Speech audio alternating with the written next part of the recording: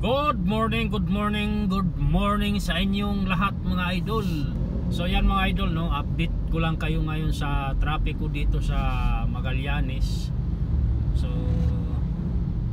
itong patungo ako ng ano ngayon mga idol Caloocan So lahat itong mga sasakyan na sinusundan ko papunta ito ng Maynila.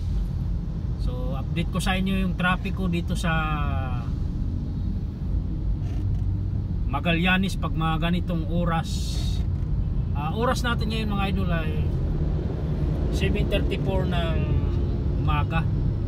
So kaya lang naman ako pupunta ngayon ng Caloocan dahil yung aking service na sasakyan ipapat-change wheel ko dun sa opisina. Pero yung kabilang din mga idol, walang traffic yung papunta ng patungo ng yan, mga Alabang yan. Santa Rosa yun, mga papunta yan Alabang, Santa Rosa. Ito naman sa akin patungo ng Maynila to, yung sinusundan ko.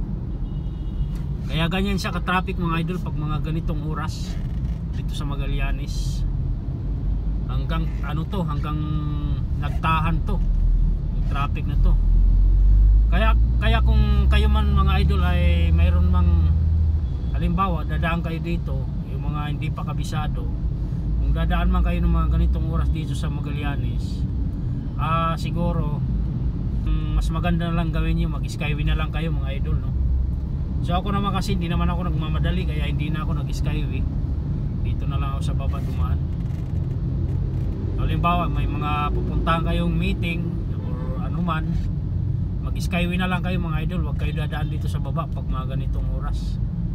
Kasi malilit kayo. Kung halimbawa papasok kayo ng opisina, yan, mas maigi mag-skyway kayo. Kung halimbawa papasok kayo ng Makati, taga-Alabang kayo, mag-skyway kayo, Amorsolo kayo bumaba. Yun lang yung ko, kasi matraffic talaga dito sobra.